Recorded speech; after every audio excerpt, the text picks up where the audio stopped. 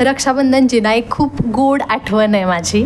तर आम्ही छोटं होतो ना, मी जेव्हा छोटे होते, माझे भाऊ जेव्हा छोटे होते, तेव्हा मी त्यांच्या लय मागं लागायचो की यार बघा तुम्हाला किती छान गिफ्ट देत आहेत बाकीच्या बहिणींचे भाऊ, मला पण गिफ्ट पाहिजे, मला पण गिफ्ट पाहिजे आणि काहीतरी छान द्या, पॅकिंग करून द्या. तर ह्यांनी काय बोललं माहिती आहे का, ह्यांनी काय केलं, हे माझ्यासमोर एक छोटंसं छानसं गिफ्ट घेऊन आले आणि मला बोलले हे ओपन कर. तर तेव्हा खूप म्हणजे छोटं होतो यार आम्ही, म्हणजे मोबाईलचा जमाना नाही वगैरे काय नाही, पण जेवढं ऐकलं ना की ह्याला छान गिफ्ट भेटलो, ह्याला 500 रुपयाची नोट दिली, त्याला 100 रुपयाची नोट दिली, तशा टाईपमध्ये. तर मला बोलले की हे गिफ्ट ओपन कर आता. आणि काय झालं, छोटंसं बॉक्स होतं. तर म्हणलं हे काहीतरी छान दिसतंय, म्हणजे नाही का असं वरनं स्वतःच बोलून दाखवतात की बघा वर्षा छोटं बॉक्स म्हणजे असं मस्त गिफ्ट असतं, एक्सपेन्सिव्ह असतं.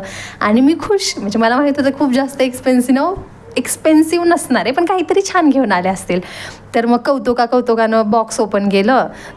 तर आतमध्ये होती काडीपेटी जी छोटीशी 1 रुपयाला तेव्हा 50 पैशाला भेटायची, ती काडीपेटीचं बॉक्स होतं. आणि मग म्हटले मग तो पण ओपन करून दिली ना, थांब 2 मिनटं, म्हणले आम्हाला दुसरं काय पॅकेजिंगला भेटलं नाही, त्याच्यामुळं आम्ही काडीपेटी घेतली, पण त्याच्या आतमध्ये लय मस्त आहे. म्हटलं ठीक आहे. परत एक्साइटमेंट की बाबा छान काहीतरी भेटणार आहे. ओपन केलं ते, तर त्याच्या आतमध्ये होता 1 रुपयाचा ठोकळा काडीपेटीत भरलेला.